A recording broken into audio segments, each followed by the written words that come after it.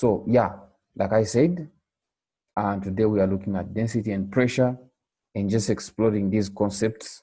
We see that, of course, it's very obvious and probably you guys can recall this even from your high school physics, that density is equals to mass over volume, all right? And then force, pressure is equals to force over the area upon which that force is exerting. It's force.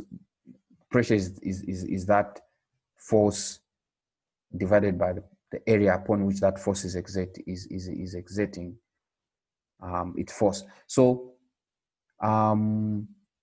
we are going to explore these concepts, and one thing that I would like you to pay or to be particular about is I want you guys not to memorize equations.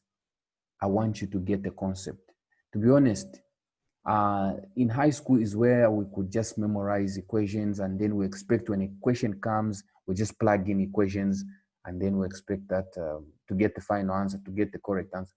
But here at the university, sometimes you find that in a question paper, they can even give you the formulas. They used to do that, I think.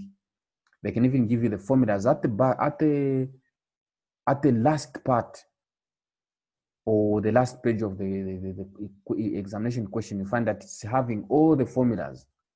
But then now, how do you apply them? Here now, in university is where we don't only master formulas, we also know how to apply them. All right. So it's not enough to know that density is equals to mass over volume. All right. It's enough to know why is it mass over volume. All right. It's also enough to just get the grasp. Just to get to know even pressure, really pressure. What does it really mean? What does it mean? Then even so that even when you are solving equations, it will be having that background of, knowing what these concepts really mean, and that's how you can actually apply them to solve questions.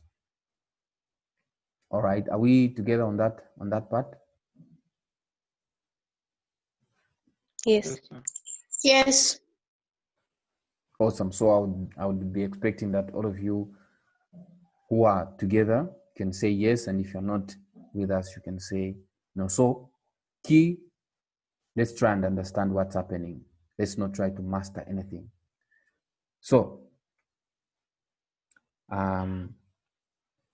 another terminology that we would want to just talk about a bit is specific gravity. Mostly in your first years, you may not even encounter it that much. Specific gravity. Specific gravity just compares the density of any other substance with water. So you discover that the density of water is 1 times 10 to the power 3. Excuse me. 1 times 10 to the power 3 kg per meter cubed. That's the density of water. Right? If we get, for example, if this is the density of, say, aluminium, like it has been given here, if we want to find the specific gravity of aluminium, we get the density. We get the density of aluminium and divide it by the density of water. So a specific gravity, obviously, when you go to higher years, you'll be able to apply it more there. But I think even as you'll be going to higher years, you should have this background that that the specific gravity is just simply the comparison of one substance in terms of its density with water, comparing one substance in terms of its density to water and its density. That's how come in mathematics, when we are comparing things, we usually divide them. All right. So we know that the density of water can go into the density of aluminium 2.17 times. So specific gravity is just simply, since we are talking about the density and whatnot, we may not necessarily be always saying, oh, let's get the density of aluminium 2.7 times 10 to the power minus 3 and whatnot. We may just say specific gravity of aluminium is 2.7. You should be able to know that this is what they mean. They mean that the ratio of or the comparison of aluminium, its density and that of water, it is giving us the 2.7. And then if you want to get the density of aluminium from this 2.7, you just multiply by 1000 or by 1 times 10 to the power 3.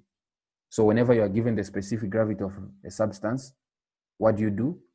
You just multiply it by 1000 and then you get the density of that substance. Is that okay? Yes. Yes, sir. Yes. Okay. Okay, so I guess we need to move together so that no one is left behind. So that's all about specific gravity, but there's another concept that we can look at, which is buoyancy. All right, how many of you have ever heard of the word buoyancy?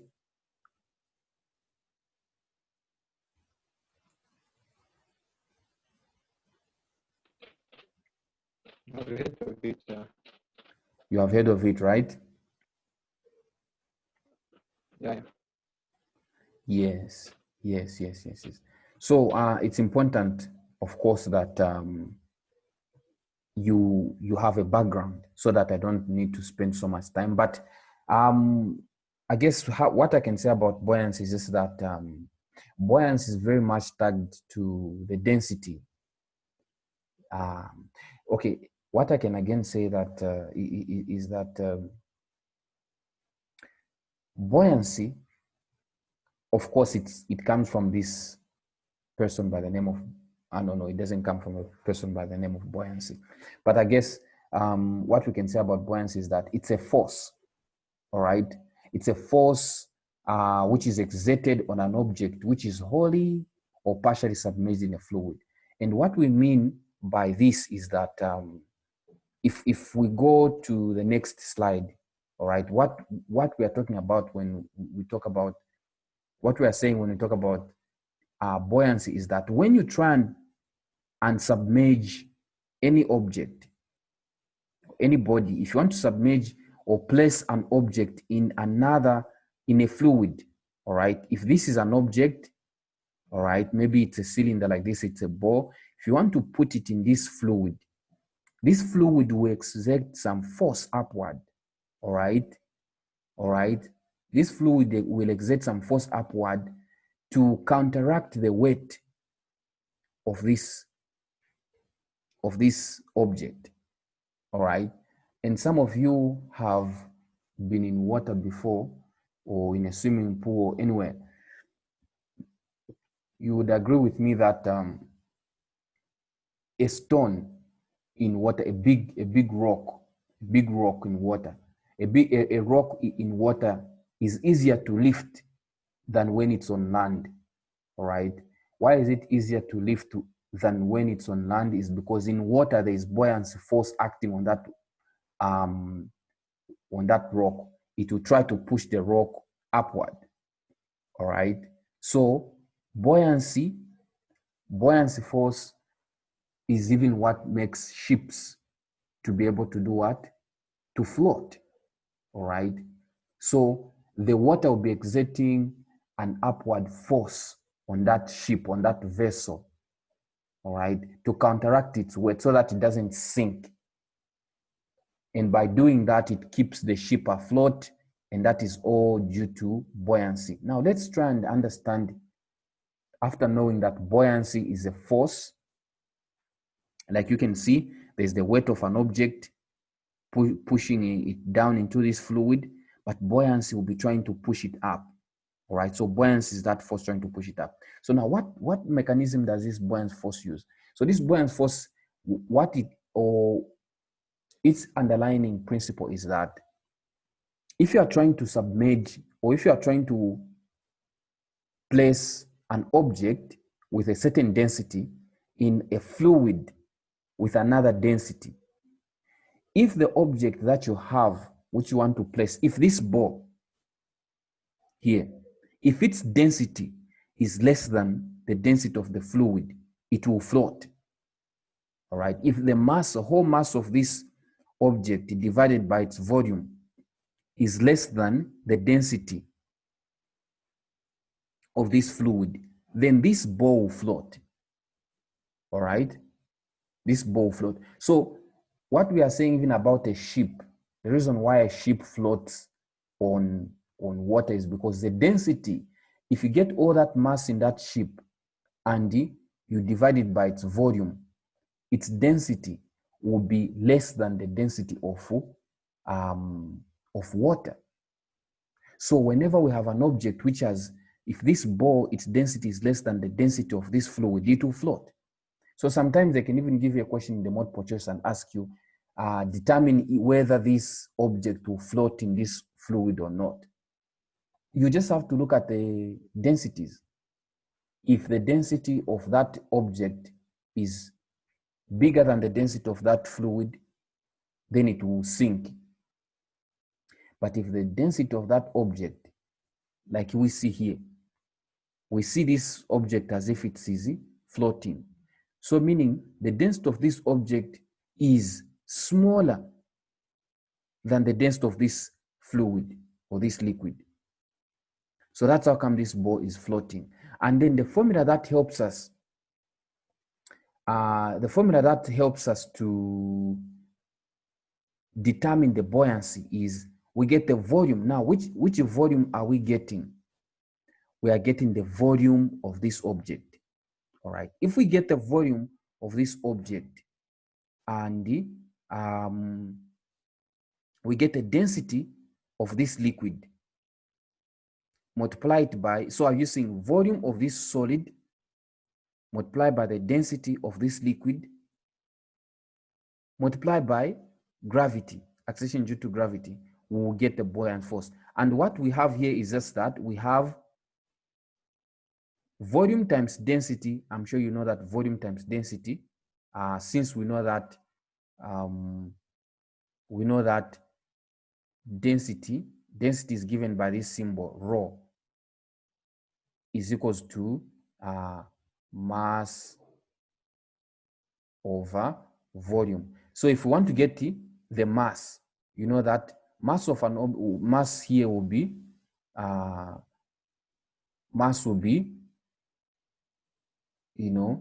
equal to density multiplied by the volume. All right. So if this is mass is equals to density multiplied by volume, then weight, we know that weight is equals to mass times acceleration due to gravity, right? So meaning what we can do here is multiply acceleration due to gravity here and multiply acceleration due to gravity here, and then we have our weight. So this buoyance force is just simply a weight. Density times volume gives us our mass, multiply it by acceleration due to gravity, we get the expression for buoyance force. All right. And if, for example, we didn't know the mass of this object, all right, if we didn't know we didn't know the weight of this object, but if we have been given, for example, we have been given its density, we have been given its volume, we can just multiply by 9.8 and we'll be able to find the weight. So this expression is just an expression for weight. All right. So even buoyance force alone, since weight is a force, no wonder this expression is correct. And again, one thing I can just say about buoyance force is I can relate it to Archimedes' principle. How many of you can remember Archimedes' principle? In high school, Archimedes, you guys should be able to remember Archimedes' principle, right? Yeah, I've never even heard of it. Archimedes' principle. Yes, I've never heard of it. Hey, that's serious. I guess Mr. The what? Archimedes principle. Have you ever heard of Archimedes principle? It has to do with something about the weight of the displaced fluid. Continue. The weight, I think the weight of the displaced fluid produces an upwards force. Yes, something like that. Yeah, something like that, and you are close actually. So what happens is that if, for example, before we submerge, we try to submerge this body, all right, stay with me here now. This is not a difficult concept which I'm about to explain. Before we submerge this object into this fluid, you find that maybe the fluid level is here, all right, the fluid level might be here, not so. We all know that when you place another object in a fluid, all right, you would expect that as that object will be trying to sink, the fluid level will go up, not so. Is that not the case? Yes. It is. Yes. Yes. Yes. If you measure this amount which has gotten up, even on the other side, if you measure, this is the displaced water, which my sister has just from saying. So this is the not water, but the fluid. So this displaced fluid, if you measure it, you'll find that its volume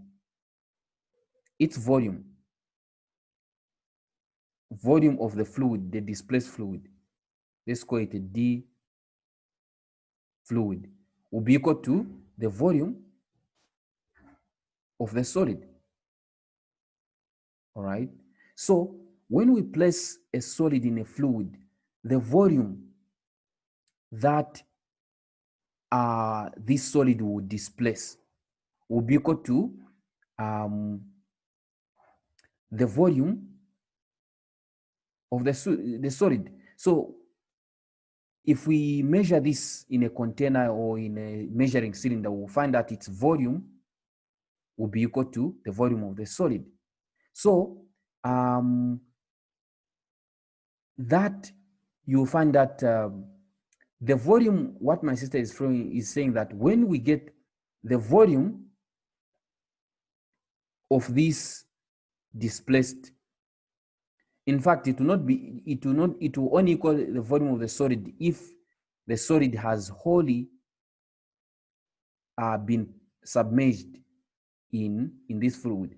But since in this case it's not wholly submerged in this fluid, I just want to spend a little bit of time to explain this concept, because when you get this concept, it will be very easy for you to go about solving questions. So we are talking about Buoyance Force, and what I'm saying is that I really wish there was a board to write these things properly, but I guess we can even try and write it from here.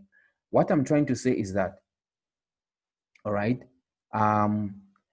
this object, when it will be submerged, if it is, for example, here it is just submerged halfway, all right, it's not wholly submerged.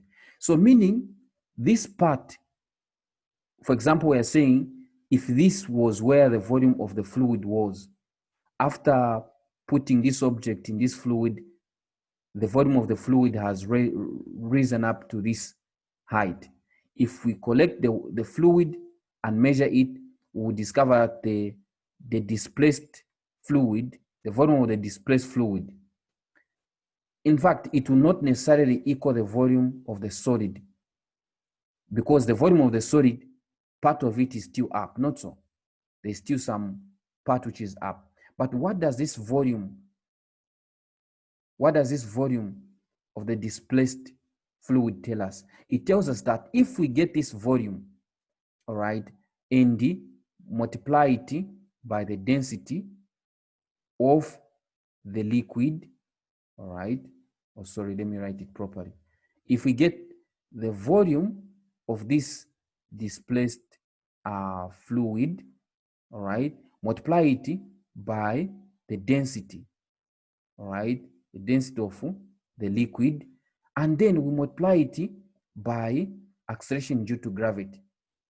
All right, this is the concept now which I'm telling you. It will equal the weight of the solid. All right. So if we want to know how much force, if we want to know the weight, in fact, I think Archimedes' principle used that formula to try and measure the weight of gold and stuff like that. So in this case, what we are saying is that the volume of this fluid which has been displaced, all right, if we multiply it by the density of this liquid and by acceleration due to gravity, remember, if we multiply volume by density, we get mass. And then when we multiply also 9.8, which is acceleration due to gravity, we get weight. Now, this type of combination gives us the weight of the solid, all right? Gives us the weight of the solid. But then, on the other hand, all right, on the other hand, Chipo has raised up a hand. Yes, Chipo. Yes, on here, why I explaining that when you combine the displaced volume times the specific weight, which is the density times the gravity, is that not the same as the buoyancy? No, that's not the same as buoyancy. Oh. All right. So now buoyancy, on the other hand, here we are just explaining the concept of, especially even that of Archimedes' principle, how it comes into play here. That's why I don't want you to master the formulas. I want you to get the concept. The concept is that, all right, if we try to put an object in a fluid, all right, and then we discover that, okay, this object has not been fully submerged in this fluid, all right, then we measure the amount of the displaced fluid due to us placing this object in this fluid. If we measure the volume of that displaced fluid and we measure and we know the density, we multiply it by 9.8, which is, this part is a specific gravity, which we even have there. Here, we'll get the weight of the solid, all right? We'll get the weight of the solid, all right? But then,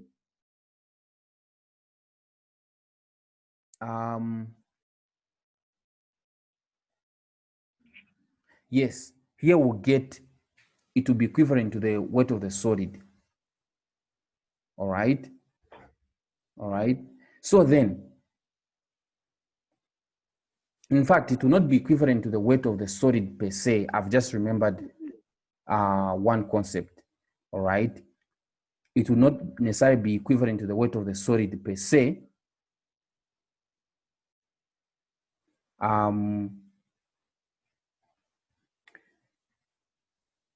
It will be equivalent.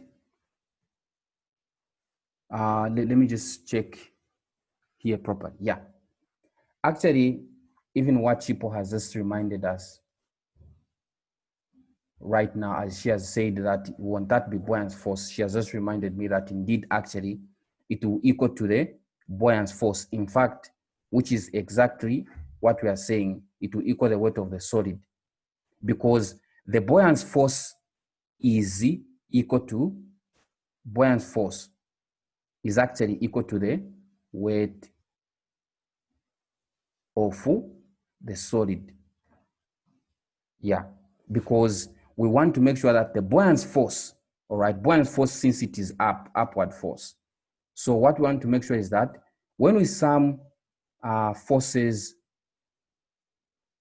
in the y-axis, all right, summation of forces is in the y-axis, we have to make sure that it's equal to 0. If an object is being supported by buoyancy like that, it's not sinking, it is just floating on an object, on a fluid. So what will happen is that summation of forces in the y-axis will be equal to 0, meaning when we do buoyance force, which is a positive force, it's acting upward, buoyant force is acting upward, minus the weight of the solid, this should be able to equal 0. All right.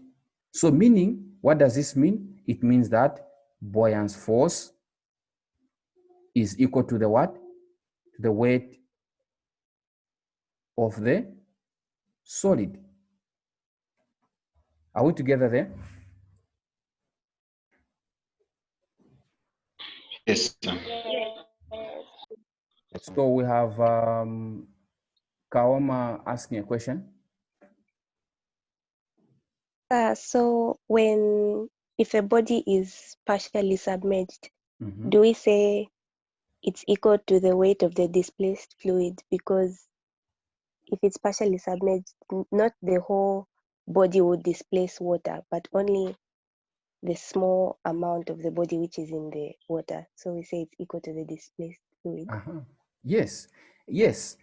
Did you see the volume that I was using here? I was using Yes. volume displaced fluid. So to answer your question, meaning the volume that we use of the volume of the displaced fluid. So for example, if this body has just been submerged into this fluid, maybe half of its volume, right? If half of its volume has been submerged in this fluid, meaning the displaced fluid, all right, displaced fluid, the volume of the displaced fluid, volume of the displaced fluid will equal to 1/2 of the total volume of this solid. Is that okay? Yes. So Can you repeat on the part of the room explaining? I'm explaining that if we have in this case, all right, what we have in this case is we have a body or a ball, an object. It is not fully submerged into this fluid, all right? It is just halfway submerged. If we want to know how much volume of this displaced fluid which is due to placing this object in this fluid, what is this displaced fluid? All right, the displaced fluid will equal to this one, which I'm writing displaced fluid. It will equal 1/2 of the volume of the solid. So if, for example, we had this whole object going into, if this whole object was submerged into this fluid,